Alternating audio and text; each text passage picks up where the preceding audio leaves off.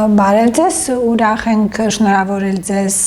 չինական իսկական նոր տարվա կապակցությամբ։ Առնետը վերջապես ավարտեց իր ազդեցությունը կամ մոտենում է իր ավարտին, Առնետի ազդեցությունը եւ իր իրավունքների մեջ է մտնում սպիտակ ցուլը։ Մեր հյուրը Աստղաբան էզոտերիկ Գուրգեն Հովհաննիսյանը կխոսի, թե ինչ է սպասվում մեր երկրի համար ցլի տարում։ Առնետի տարվա էներգիան դեռ մոտ ամիս ու կես դեռ կապրենք, քանի որ մարտի 21-ին նոր վերջնականորեն կճանապարհենք Առնետի տարին, քանի որ զոդիակային բուն նոր տարին սկսում է մարտի 21-ին խոյի նշանի ներքո, զոդիակի առաջին նշանի մեկնարկի հետ զուգընթաց Եվ 2021-ին ինչ է սպասվում, ինչպիսի տարի է, կարճ դրա մասին, ինչ կբերի ցուլ։ Նախ ցուլը սպիտակ է, տաղյա ուրեմն տարերքի ներքո, իսկ մետաղը այնպիսի տարերք է, որը իր մեջ ներառում է բոլոր տարերքները, հողը կա, ջուրը, օդը եւ եթերը, որտեղ տարածքը, այդ պրաստրանստվան, որտեղ մեծ հաշվով կրակի միջոցով այդ ամեն ինչը կոփվում է, մետաղը ստացվում է, իդեպ չնայած որպես հումք կա։ Այսինքն այստեղ ալքիմիական փիլիսոփայությունը պետք է նույնպես հաշվի առնենք, ինչքան էլ որ մեր համար մի փոքր խորթ է թվում։ Նկատեք, որ 2021-ը նոր հերթական նոր փուլի սկիզբն է։ Եթե Առնետի տարին զոդիակային առաջին նշանները արևելյան տոնացույցով եւ 12-ամյա մեծ մեկնարկ էր սկսել, ապա 2020 թվականին մենք վերապրեցինք մի հետաքրքիր աստղաբանական եւ աստղագիտական կարևոր երևույթ, որն է Սատուրնի եւ Յուպիտերի միացումը ջրոսի ռադիանտի ներքո, որը իր հերթին 20-ամյա մի այլ փուլ է բացում։ Սա շատ կարևոր է հաշվի առնել, որպես հասկանանք ինչ տարի է մեզ սպասում եւ 21 թվականը մոտավորապես ինչպիսի ընթացքով կգնա։ Այսպես եւ ցուլը իր տոտեմային խորհուրդը ունի նաեւ մեր մոտ Հայաստանում եւ շատ արմատացած իդեպ։ Բացի այդ, որ ցուլով այդ տոտեմային նշանները շատ իրար հետ կապված են եւ հին ցիվիլիզացիաները Եգիպտոս, Շումեր, Հայաստան, Հնդկաստան բոլորը իրենց մեջ դա սրբորեն պահպանել են։ Դրական կերպար է, իհարկե, մենք ունենք Տավրոսյան լեռնային այդ հատվածը, Տավրոսյան լեռները, իսկ Տավրոս դա նույն Տաուրուս ցուլն է, եւ այստեղ ցուլ եւ կով նկատեք, որ նույն բանի տակ են գնում, իմաստաբանական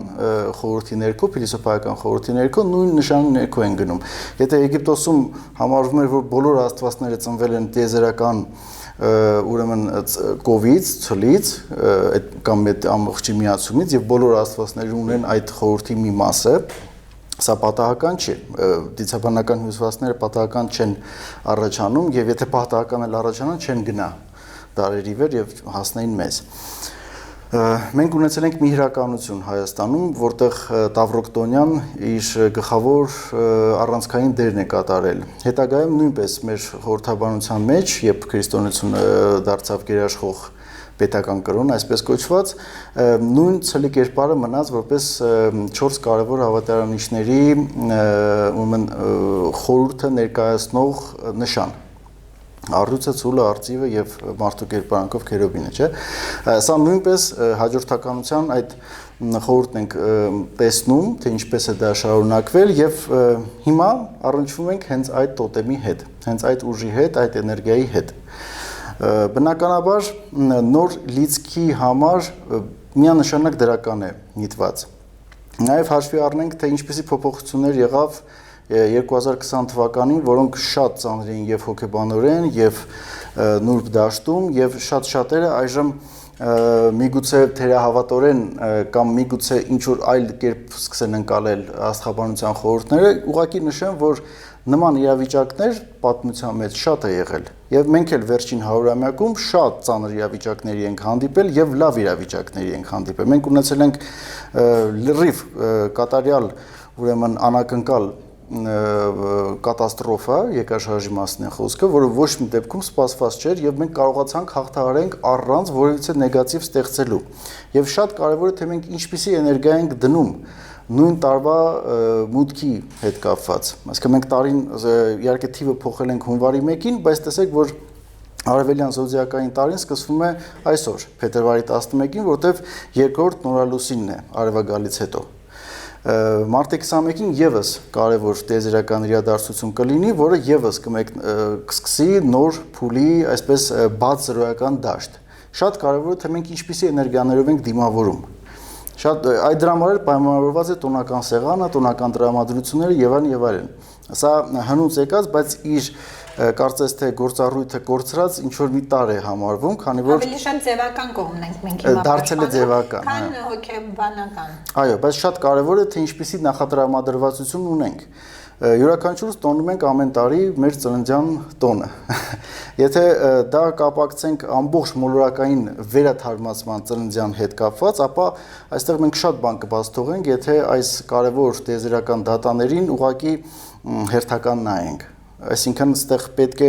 միանշանակ ամփոփել, ակումուլացնել բոլոր մեր էներգիաները, ճիշտ ցանկությունները, այսինքն բարիք բերող խոսքը, բարիք բերող մտադրությունը կամ միտքը եւ բնականաբար դրանց կհաջորդի նաեւ գործողությունը բարիք բերող։ Դրական լիցքեր, դրական բարիք բերող։ Տեսեք, դրական ինչու չեմ ասում, որովհետեւ դրականը միշտ հակադրվում է բացասականին, բացասելով քանդում ենք, չէ՞, բաց նեգատիվը դրա համար նեգատիվ։ Այո, մենք եթե չընկնենք այդ դուալիզմի մեջ, ուղղակի պետք է բարիք ինչն է բարիք ստեղծում։ Յուրաքանչյուրս մեր մոտեցումները գիտենք, սակայն խնդիրների կուտակումը ստիպում է, որ հենց այդ խնդիրները լուծես, հետո նոր մտածես բարիքի մասին, որը շատ ծուղակային մտածողություն է ըստ էության, որովհետև խնդիրները աճում են, դառնում են մեկ այլ խնդրեմ եւ այլն եւ այլն։ Այսինքն միանգամից կարելի է գնալ դեպի բարիք ստեղծման մտադրությանը։ Խնդիրները լուծելու փուլում արդեն սկսենք ճիշտ տրամադրվել։ Խնդիրները լուծվում են հենց այդպես, ճիշտ ասած։ Ցուլը ճիշտ ասած իմ մոտ ասոցիացիան դա աշխատանք, համբերություն, նպատակասլացություն, այդպիսի տարի է սպասում աշխատանքով լի։ Շատ ավելի դրական է միտված եւ ավելի հին ասելով, գիտեք, արխետիպային նիրհած էներգիաների արտնասման հետ է ավելի շատ կապված։ Եթե աշխատանքը ընկալենք որպես ինքնագիտակցման հոգեվորի բարձրացման դաշտում, ապա այո։ Եթե այդ բարիք ստեղծումը մենք մտադրվենք եւ հասկանանք, որ դա նոր աշխարհի այն աշխարհի, որ մենք վաղուց ցանկացել ենք եւ վաղուց ուզում ենք իրագործենք մուտքի համար է միտված, ապա այո։ Այսինքն հինը մենք շատ ենք միասին ձեր տաղավարից զրուցել, որ հինը իրեն շատ է սպառել եւ հին մտածողությունը, հին մոդելները շատ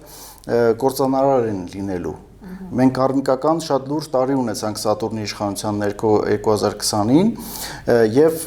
այս դեպքում ցելին զուգահեռ գնում է աղեղնավորի էներգիան, Յուպիտերի իր ուժը, որ իր միացումը ուներ նաև Սատուրնի հետ դեկտեմբերի 21-ին, սա իր մեծ ուժը կտա հետագա 20 տարիների ընթացքում։ Եթե դուք նայեք 20 ամյա այդ փուլերը ինչպես են գնացել 2000 թվականից, հետո դրանից առաջ եւ այլն, թե ինչպիսի գլոբալ փոփոխություններ են տեղի ունեցել, ապա կհասկանաք, որ շատ կարևոր առանցքային վիճակների մեջ ենք ապրում, դրանից էլ միգուցե այս չափից շատ տարբեր տեսակի էներգիաների միաձուլումն է մեր կենցաղի մեջ։ Հայաստանը ես հավատում եմ նույնիսկ այդ կատաստրոֆայից հետո ունի էներգիա, ունի պոտենցիալ, այսինքն ուղղակի ռեստարտի կարիք, հա հիմա մենք Իհարկե, ոնց որ յուրաքանչյուր պետություն, յուրաքանչյուր ազգ ունի իր անցյալը, իր հաջորդող ընթացքը, անցյալ որ ասեցի, ես մի անգամ հիշեցի, որ պատմությունը մեր շատ կեղծված է։ Մենք իրական պատմության մասին շատ քիչ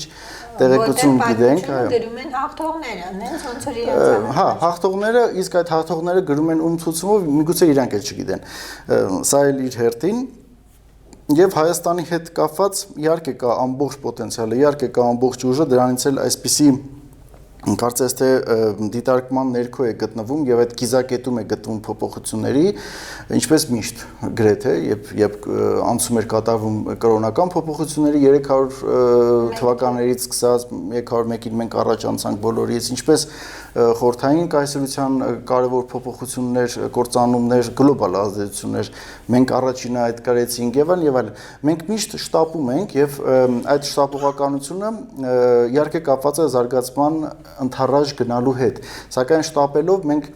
մոռանում ենք մի փոքր թերևս ամրացնել մեզ ճիշտ գիտելիքներով, գիտելիք ասվածը նաև փիլիսոփայական, նաև արվեստի առումով, նաև ստեղծագործ առումով եւ որոշ ժամանակ ընթացքում ինչ որ թերանում ենք, սակայն դրա մասին ես չէի ուզենա խոսալ։ Ուղղակի ասեմ, որ Յուպիտերը իր աղենավորին է իշխում եւ ձկներին զոդիակային նշաններից եւ թերևս կարևոր տարի է այդ նշանների համար շատ, եթե ձկները ավելի ներսի այսինքն մարդու հոգեբանական ներքին փոփոխությունների հետ է կապված տրանսֆորմացիաների, ապա աղենավորը ավելի ակտիվ կրակային արտաքին փոփոխությունների վրա է աշխատելու եւ տեսեք, որ հետաքրքիր զուգադիպություն կա, որ մենք եւ ներսի փոփոխություններ ենք ապրելու եւ արտաքին փոփոխությունների մեջ ենք ազդեցությունները տեսնելու։ Հետևաբար նոր գիտելիքների վերհանումը, վերաիմաստավորումը,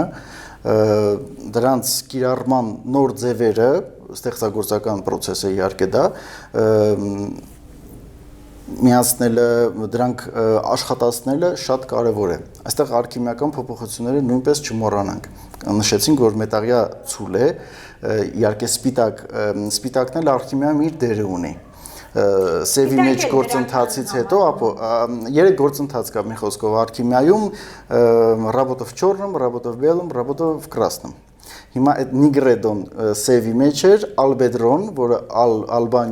ալբիոն, սպիտակ ջերմակի մեջ է գործընթացը արդեն գնում, որը շատ ավելի թեթև եւ ավելի լուսավոր process է։ Եթե այսպես դիտարկենք սիմվոլների զուտ տեսանկյունից եւ վերծանումից, ապա 2020-ի սատուրնական էներգիաներով դարձավ սևի մեջ աշխատանքը, որտեղ շատ ծանր էներգիաներ դուրս եկան, դրանցից ազատվելու հնարավորությունը իհարկե շատ մեծ էր, դրա համար էլ կարևոր էր եւ մենք նշել ենք ժամանակին, որ Սատուրնը իր կարմիկական դրսևորումը ունենալու է տոտալ առումով։ Եվ այժմ մեզ ուրեմն մեր արժև է սպիտակի մեջ գործընթացը, որտեղ մենք կարող ենք արդեն վերափոխվել, տրանսֆորմացնել։ Իմիջիարոց եւ ֆիզիկապես, եւ ֆիզիկական դաշտում, եւ հոգեվոր ամբողջ դաշտում, ազատվելով տարբեր տեսակ կոմպլեքսներից, տարբեր տեսակ սահմանափակումներից, տարբեր տեսակ այն մտքի կարծրատիպերից, որոնք չեն թողնում քայլ անել։ Մինչեւ արդեն հասնենք այլ փուլի։ Այսինքն վերաիմաստավորելու հնարավորություն մեզ համար։ Եվ հնարավորություն եւ նպաստող էներգիա, որտեղ վերաիմաստավորումը արդիական է միշտ, տրանսֆորմացիաները միշտ պետք է տեղի ունենան, փոփոխությունները հատկապես անհատական դաշտում, բայց տարին նպաստում է դրան, որ դա լինի ավելի արդյունավետ, ավելի հեշտ, ավելի արագ եւ ֆունդամենտալ։ Այս առումով իհարկե շատ կարևոր է։ Եվ Հայաստանը գտնվելով երկորյակի նշանի ներքո իր դեմ դիմաց գտնվող նշանի ազդեցությունն է կրում, իսկ երկորյակի դեմ դիմաց նշանը աղենավորն է։ Եթե այդ զոդիակային պատկերը մենք մտքում ունենանք, ապա կտեսնենք, որ շատ խոստումնալից է լինելու եւ ուղղակի պետք է արագ անցում կատարել եւ արագ սթափվել իրավիճակից եւ ստեղծել մեր ցանկացած իրավիճակ, այլ ոչ թե հարմարվել այն իրավիճակներին, որոնք մեզ ինչ-ինչ ձևերով պարտադրվել էին։ Ինչ է սպասվում ռեգիոնի այլ երկրներին, տարբեր կարծիքներ կան, ընդհանուր միջև ամենաապոկալիպտիկ, որ Ադրբեջանը կլուծարվի որպես պետություն, Թուրքիան կթուլանա։ Աստղերը նման բան զարգացումներ կանխում են։ Աստղերը նման հետազոտություն, տեսեք, փոփոխությունները միշտ կան, նման ուսումնասիրություն ես խորապես չեմ արել, որովհետև դա համարում եմ շատ դիլիտանտ, քանի որ փոփոխությունները կարող են տեղի ունենալ յուրաքանչյուր օր եւ ազդեն հետագա փոփոխությունների վրա։ Այդ էֆեկտ բաբոչկի գիտեք, չէ՞, որ մի թեթև փոփոխությունից հետո մեծ գլոբալ տրանսֆորմացիաների է բերում, բայց պատճառը մի հատ թիթեռ էր, հա։ Այս առումով սա ավելի քաղաքագիտական վերլուծություն է եւ զուտ որպես քաղաքացի մի քիչ էլ հետազոտվելով իմացած տեղեկություններով պատմությունը եւ պատմությունը ովքեր են կառուցում, ձեր նշած երկու երկրներն յուրաքանչյուր ժամանակ դատապարտված են կործանման, քանդման։ Բայց այդտեղ հետաքրքիր է ովքեր են։ Չէ, ֆիկտիվ լինելու պատճառով, այ իրականում fake պետությունը դրա համար է։ Այստեղ կարմիկական իհարկե հոսանքներ նույնպես կան, քանի որ իրանցը չի, բայց իրանցն է դարձել։ Եվ այստեղ ժամանակի խնդիր էլ կա, այսինքն եթե մենք կանգնենք, ասենք հույները ժամանակին մինչև Հնդկաստան էին հասել եւ այս ամբողջ տերիտորիան հույներին է պատկանում, պարսիկները ասեն դե գիտեք մենք էլ ժամանակին մեզ է պատկանել, այս տեսակ փոփոխությունները շատ նման են դուալիստական մտածողությանը։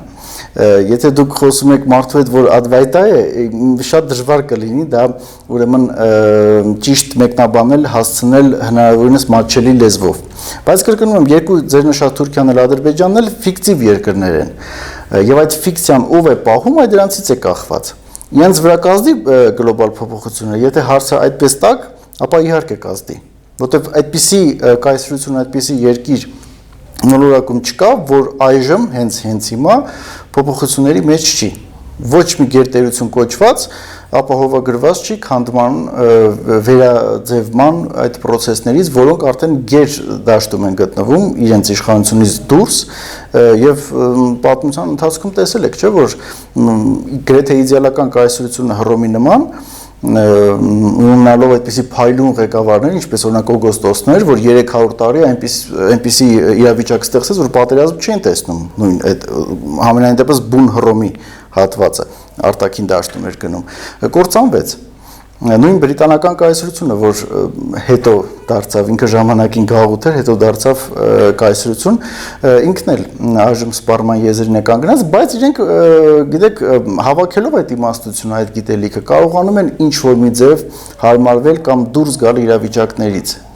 Իսկ մենք, եթե մենք մտածենք, որ փոքր ենք, մենք քիչ ենք, չգիտեմ, տարբեր տեսակի, հա, այսպիսի մտածողություններ ուղղակի քանդում են, թուլացնում են, կամ բերում են նրան, որ ուղղակի անգործության են տանում։ Նստենք, սպասենք աստղերը ինչ կանեն։ Աստղերը կանեն այն, ինչ պետք է անեն։ Մենք ինչ կանենք, մենք ինչպես կհամագործակցենք այդ նուրբ էներգիաների հետ, այս է արդիական։ Այսինքն տարին միտված է նաև այս մտածելակերպը որդեգրմանը սթափ դատել, երկնքից իջնել, ինչքան որ տահորնակ է աստղաբանից նման բան լսել, բայց պետք է սթափ դատել եւ հասկանալ ինչն է ռեալ արդյունավետ եւ ինչն է մտածածին։ Մեր երևակայությունները շատ առումներով տեսանք, որ մնում են ուղղակի մեր պատկերացումների դաշտում եւ գրեթե չեն առնչվում ռեալ իրականության հետ, այն իրականություն, որ համարվում է ռեալ։ Կարճ այսպես, հա։ Իսկ ցույց այդ նախապայմանները ստեղծում ամնում ենք ճիշտ։ Իհարկե։ Ճիշտ գնահատենք, վերաիմաստավորենք մեր ունեցածը, հրաժարվենք նրանից ինչ որ անհրաժեշտ չի եւ շահենք։ Այո, եւ չսպասենք, որ կողքի երկրների կործանումը չի նշանակում, որ մենք կտրուկ ծաղկում կապրենք կամ հակառակը կործանում եւ ծաղկում ապրել ու այդ process-ներն են վաղուց փոխվել, մենք միջնադարում չենք, այլ արդեն փոխվել են իրադարձությունները եւ գլոբալացված աշխարհում ինչքան էլ որ կորոնա փորձեց մեզ մեկուսացնել, տարածքի մասին մտածել եւ այլն, բայց ամեն դեպքում գլոբալացված մոլորակում ենք ապրում եւ շատ դեպքերում տարածք հասկացողությունն էլ է դառնում այլ կերպ։ Այսինքն շատ կարևոր է մեր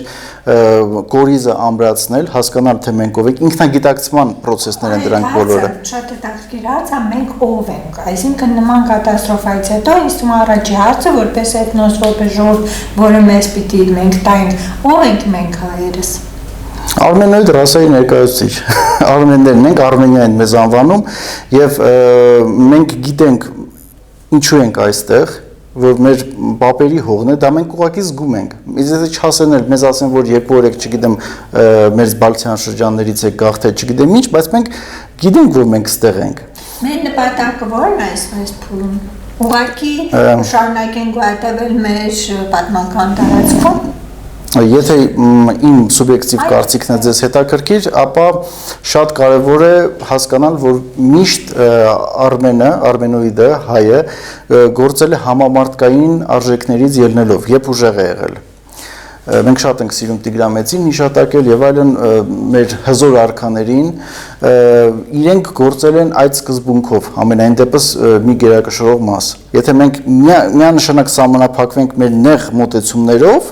դա բնական է եւ պետք է պահպանել որոշակի պաշտպանողական վիճակ, այսինքն իմանալ քո սահմանը, սահմանից դուրս ինչ է եւ հետո ինչ է ունենալ, հա, հեռանկար հոսքերի թույլ չտալու ներթափանցեն։ Այո, դա բնական է դրա մասին խոսքը լինել չի կարող, բայց համամարտկային դաշտը ուժեղացնելով այստեղ միանշանակ գնում է դեպի արվեստ, դեպի բարձրագույն գիտություն, որը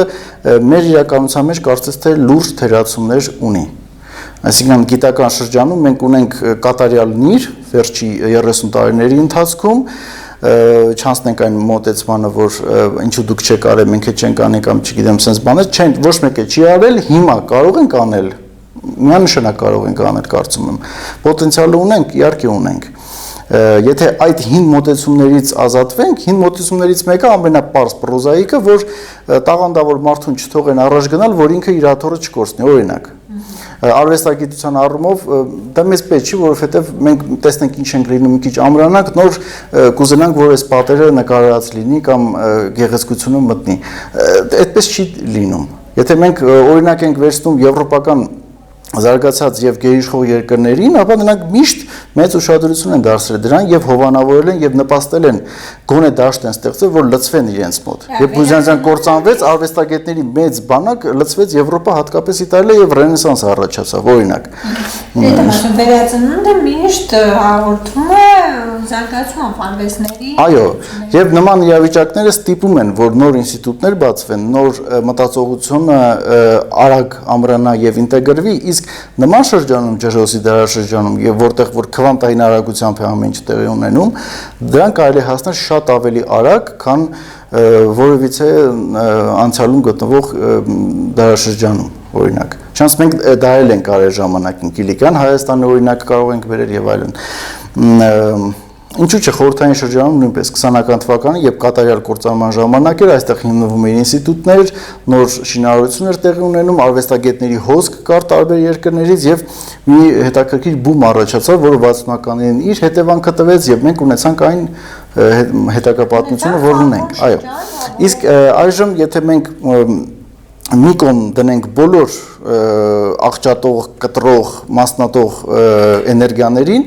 կհասնենք նույն իրավիճակին, բայց դրա համար պետք է շատ ցանկություն եւ հասկանալ սա, դրա արժեքը հասկանալ։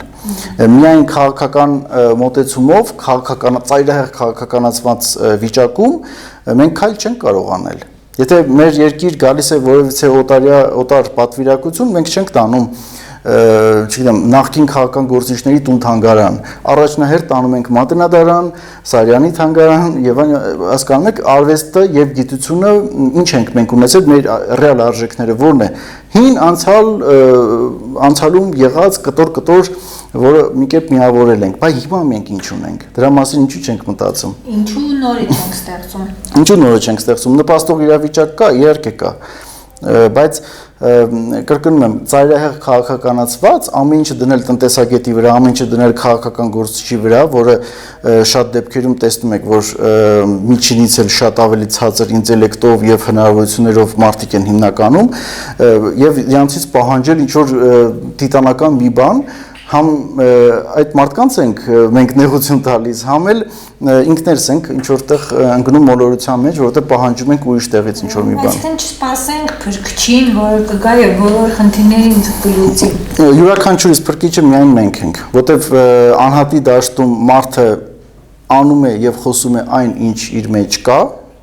ինչ իրեն է հուզում իրականում եւ լավ առումով եւ վատ առումով եւ տեսանելի է դառնում իրեն, եթե մի փոքր անցնի դուրս գա իր էգոյի դաշտից եւ գլոբալ առումով, ազգի առումով նույնպես։ Մենք խոսում ենք հիմնականում մեր բարդություններից, մեր թերություններից, մեր կարծրատիպերից։ Եթե դա մեզ ճանաչելի է դառնում, նույնիսկ այսպիսի ծանր իրավիճակներում, մենք դա պետք է որպես գիտելիք վերցնենք եւ եթե դա մեզ տհաճ է, միանգամից դեն նետենք, քանի որ դա մեզ է չէ պատկանում։ Եվ մի կարևոր հատված էլ, մենք կարող ենք տալ այն, ինչ մենք ունենք։ Եթե մենք չունենք ինչ-որ մի բան, ինչպես տանք։ Դրա համար պետք է մտածել մենք ինչ ունենք եւ ինչ կարող ենք ստեղծել, դա անել, ստեղծման process-ում ստեղծագործական process-ը գիտեք ինչ հետաքրքիր հաճելի process է, որ ամեն ինչը փոխվում է հենց այդ ընթացքում։ Մտադրված, ծրագրված, կառուցված մոդելն էլ է փոխվում, ընթացքում դառնում է մեկ այլ եւ դա հասկանալով մենք կարող ենք միանգամից թռիչք ապրել։ Ուղղակի հասկանում ենք ինչ ենք հիմա թերապիտում, ինչ process-ներ են մոտավորապես տեղի ունենում գլոբալ առումով, գեոպոլիտիկ առումով օրինակ, եւ ինչպիսի տենդենսներով կարող ենք առաջ գնալ եւ հետեւաբար նաեւ դա կնպաստի արդեն բարգավաճմանը եւ բարեկեցիկ կյանքին։ Կամ իրավաբար, որ Հայաստանը կարող է աշխարհի համար յուրօրինակ մատենադարան դառնալ, այսինքն այնպես ինչպես որ մենք մատենադարանում պահել ենք այն գրությունները, որ այդ ժողովուրդները արդեն չունեն, բայց հայերեն թարգմանված մենք պահպանել ենք։ Նույն ձևի ոնց որ Հայաստանը դառնա մի պետություն,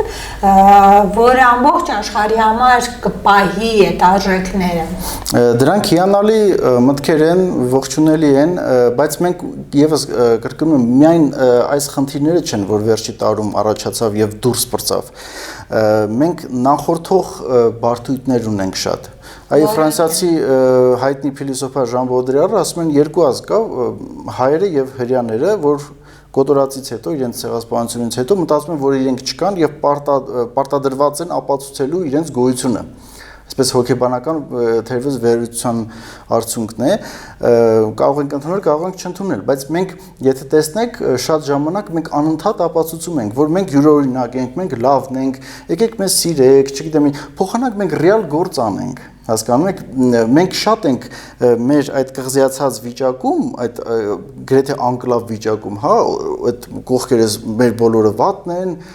բոլորը, չգիտեմ, թշնամի են եւ այլն, թշնամին պոտենցիալ երևույթ է։ Յուրաքանչյուր կարող է մրցակցությունը դառնալ թշնամություն, իսկ մենք գտնում ենք գեր մրցակցության դաշտում մոլորակային առումով պետությունների դաշտով, եթե նայենք եւ արվեստի եւ այլն եւ այլն։ Ինչ ենք մենք այդպես տրամադրված։ Եթե դուք տրամադրված գնաք մեկի մոտ, որ նա թշնամի է, վատն է, հաստատ ինչ որ բախում է առաջանալու։ Եվ եթե դուք պատրաստ չեք բավական այդ բախմանը համարժեք պատասխան տալ, բնականաբար պետք է հերթական հարվածը վերցնեք կամ հակառակը, որը առաջ չի տանում հաստատ։ Պատերազմ, պատ, չէ, պատ դնելով առաջ չեն գնա։ Դրա համար նախ եւ առաջ պետք է ազատվել շատ կարևոր բարդություններից, որ մենք թե նույն Բոդրիարի օրինակով, հա, համարում ենք, որ մենք չկանք, փոքրացել ենք, վատ ինչ որ մի հետևանքներ եւ այլն պատիժ էր կամ պատիժ չէր, տարբեր տեսակ process-ներ են գնում ինչ որ մտքի դաշտում, որը շատ խանգարում է կարծում եմ մեզ։ Այսինքն հակառակ մտածենք, մենք կանք, մենք այս դարին ընթացքում գոյատևել ենք, պահպանվել ենք, ուղղակի պիտի զարգանանք։ Դա որպես փաստ է, բնական փաստ է։ Եվ դա եւս վերադառնալով այն պոտենցիալին, որ մենք ունենք, դա հետազոտ ենք, ինչ ունենք, հա։ Այո, ինչ ունենք, ինչպեսի հեռանկարներով կարող ենք դա իրականացնել, ինչպես ենք դա կառուցում այդ հեռանկարները եւ ընթացքում կարեկցիռովկաներ բնականաբար անել, որովհետեւ մեր պատկերացումները շատ ժամանակ կարող են բախվել օբյեկտիվ իրականության հետ, օբյեկտիվ ընթացքների հետ։ Եթե մենք դա չենք կարող պարտադրել համոզել, ինչպես օրինակ գերտերություններից որոշը արևմուտքը անում է, ուրեմն մենք պետք է այլ լուծումներով գնանք առաջ կամ ապահովենք մեր վիճակը։ Տեսեք, Նապոլեոնի նման այսպես արունախում, ինչպես ասեմ, ղեկավարը կամ առաջնորդը բոլորի առաջերտին իր ազգի համար, որտեղ կոտրել բոլորի, հա, իր ազգի եւ այլն միշտ դրական է ուրեմն նայվում, միշտ օրինակելի է նայվում, պանթեոնը կա եւ այլն եւ ամեն ինչը դրական, որտեղ արվեստի մեծ բազա էր իր հետևում կանգնած։ Այսպես ասած promotion-ը ճիշտ է։ Նաեւ, այո, եւ իհարկե այն նորամուծությունները, որ տալիս էր եւ այլն եւ այլն։ Բայց տեսեք արդեն նույնը երրորդ ռեխի պարագայում, որ նրանք էլ ինչ որ չափով կարողացել էին ապահովել եւ գիտական եւ մշակույթի առումով բարձր դաշտ, բայց արդեն թերացավ, որովհետեւ որոշակի սահմաններ իհարկե անցան։ Հետևաբար ինչու մենք այդքան մեծ պոտենցիալով չենք կարողանում մեր դաշտ գրավել այն ցածր մակարդակ ունեցող պետություններին, ազգերին կամ այդ ցեղախմբերին, որոնք մեզ շրջապատում են օրինակ։ Ինչի Բյուզանդիան կարողանում էր մեկ իկոնա ցույց տալով մի ամբողջ պատերազմ հաղթել առանց կռվի, դա էլ իր ուժն էր, չէ՞, կրոնական էներգիաներ դրել, արվեստի էներգիաներ դրել, իսկ մենք թերանում ենք, ինչի, որովհետև միգուցե բավարար չենք աշխատել դրա վրա, բավարար չենք հղկել այդ կարողությունները եւ այստեղ իհարկե մեծամտանալ չարժի, որ լավագույն նկարիչները մեր մոտ են, լավագույն գիտնականները մեր մոտ են, բայց մի քիչ հեռու են, այդպես չի, մենք միգուցե շատ դեպքերում սխալվում ենք եւ մեր պոտենցիալը նույնպես պետք է մի փոքր սթափ նայենք եւ աճման տեղ թողնենք։ Սա նույնպես կարելի է։ Եվ չմոռանալով համամարտկային արժեքների մասին, որովհետեւ համամարտկային արժեքներով միայն կարելի է այլ ազգերի, այլ մտածողության տեր, ուրեմն զանգվածների հետ բանակցությունների մեջ մտնել եւ հաղորդակցվել ընդհանրապես։ Սա հատուկ է մեկուսացված երկրներին, այսպես շրջափակման մեջ գտնվող երկրներին եւ այո, մենք քիչ շփում ունենք եւ շփումը գնալով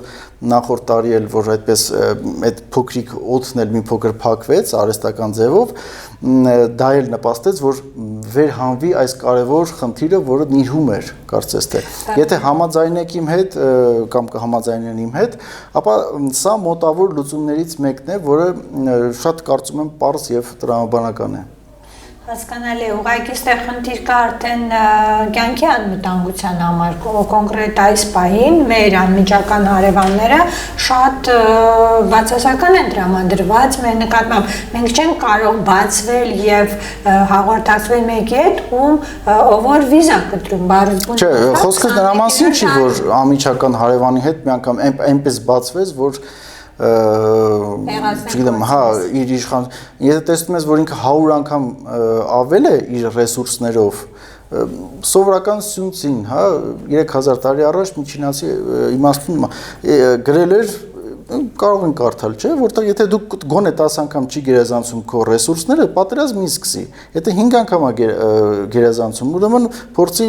համերաշխության եզրեր գտնես։ Եթե ընդհանրապես ուրեմն անցարը որ պատերազմ չլինի կամ բախում չլինի, պատերազմ ասելով դա մրցակցությանն է վերաբերում եւ բուն պատերազմին։ Հետեւաբար եթե իմանում ենք, որ նրանց մոտ այլ արժեքներ են, միանգամայն այլ մոտեցում է, մեր մոտ լրիվ այլ արժեքներ են, մեր արժեքը մենք չենք կարողանում թելադրել կամ պարտադրել կամ գոնե ընդունելի դարձնել դրա համար, բնականաբար դուք չեք կարող բացվել, ոնց բացվեք։ Բնականաբար պետք է որոշակի պաշտպանական դաշտ լինի, բայց այդ պաշտպանողական դաշտը որտեղ է։ Հա, եւ քաղաքական առումով հասկանում ենք որտեղ է։ Ինչ պետք է գնել եւ այլն, ոնց պաշտպանել սահմանները տարբեր դեպքերում։ Տնտեսական առումով էլի մի փոքր հասկանում ենք։ Բա մնացածը միայն տնտեսություն, միայն բանակ ունենալով շատ քիչ է։ Վերջին հաշվով բանակն ու տնտեսությունը պետք է որ երկիրը բարգավաճի եւ լավ ապրի, բարեկեցիկ ապրի։ Եթե բարեկեցիկ չի ապրելու, անընդհատ լինելու է ինչ որ արունական վիճակի մեջ, իմաստը ո՞րն է դա ունենալ, չէ՞։ Այսինքն ինքնանպատակ չպետք է լինի ոչ մի բան։ Ուղղակի պետք է հաշվի առնել այս սթափ ձևով դա աշխատում է, ինչպես աշխատացնել, եթե չունենք, ինչպես դա ունենանք, ինչպես ձեռք բերենք եւ ինչպես կիրառելի դարձնել։ Չեմ կարծում, որ որևիցե մեկին ինչ որ վնաս է, որ Հայաստանը լինի բարեկեցիկ եւ լավ։ Գեոպոլիտիկի փաստով հնարավոր է, որ կան երկրներ, որոնք չեն ուզում, որ դա լինի։ Դե գեոպոլիտիկ դաշտով դա գերտերությունների այսպես կոչված, ինձ այդ բառը հեշտ դուրս չի գալիս, ուղղակի ստիպված եմ օգտագործել, դա խաղի ընթացքում ինչ որ մի հատ process էր, որը կարելի էր Հայաստանի վրայով օրինակ անցնել, այդպես են միգուցե մտածել,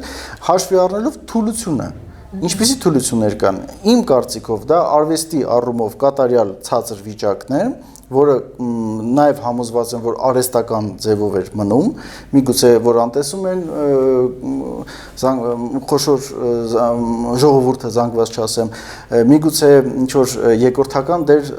դնելով եւ գիտության առումով լուրջ թերացումներն էին, որ բերեցին այս վիճակին, որ մենք ունենք եւ բոլորիս համար էլ տհաճ է։ Հա, հիշում եք Նժդեին հարցրեցին, ինչ է պետք հաղթանակի համար, ասեց զենք, հաց եւ ոգի։ Ասին եթե երկուսը ընտրելու լինեք, ասեց զենք եւ ոգի, իսկ եթե մեկը մենակ ոգի, այսինքն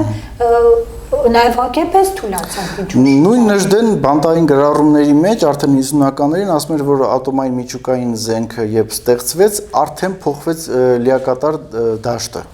Լիակատար փոխվեց ամեն ինչը եւ միայն զենքով եւ ոգիով, զենք ասելով միայն ինքնաձիգով չեն կարող առաջ գնալ, չէ, ուրեմն արդեն փոխվել է նաեւ պատերազմի ամբողջ բնույթը։ Եվ այստեղ պետք է հաշվի առնել նաև գիտական մոտեցումը, որտեղ գիտությունը եւ արվեստը շատ ժամանակ ծառայում են այսպես կոչված պայքարին, պատերազմին։ Դա էլ է պատերազմի ձև, օրինակ, եթե դա է։ Ոչ հուսանք, որ ցուլը իր դրական էներգետիկայով մեզ Իհարկե, բոլոր նշանների համար իր հետաքրքիր սյուրպրիզները ունի ցուլը, եթե Ուզում ասել, տեսեք, եթե չփորձեք շատ կենտրոնանալ նշանի վրա, մի փոքր եթե աստղաբանությունը դժվար է տրվում, ապա ուղղակի զգացեք, թե ինչ նոր լիցքեր են գալիս, այդ լիցքերը սրտով արձագանքվում է թե չէ, այդ դեպքում դուք հստակ կհասկանաք, որ նոր իրավիճակի մեջ եք էներգետիկ առումով, նկատի ունեմ տիեզերական առումով, եւ դա ինքնաբերաբար կտանի։ Այսինքն ցուլը որևիցե նշանին չի հակադրվում իր բնույթով եւ որևիցե վատ բան սпасել չարժի։ Սա ինչու եմ այսպես շեշտում, որովհետեւ նախորդ տարի Սատուրնի տարին շատ ծանր էր եւ շատ-շատերի համար արդեն մի փոքր ծանր կթվա նաեւ աստղաբանական կանխատեսման այս հատվածը, որը վերաբերվում է նշաններին, ուղղակի տարվա ընթացքում այս վիճակը որդեգրելով եւ սթափ դատելով, ռեալ դատելով կարողանաք շատ հարցեր ինքներդ լուծել։ Այսինքն բոլոր նշանների համար իր հերթական փուլերը կան եւ ցուլը ցույց կտա իր պրակտիկ լինելը։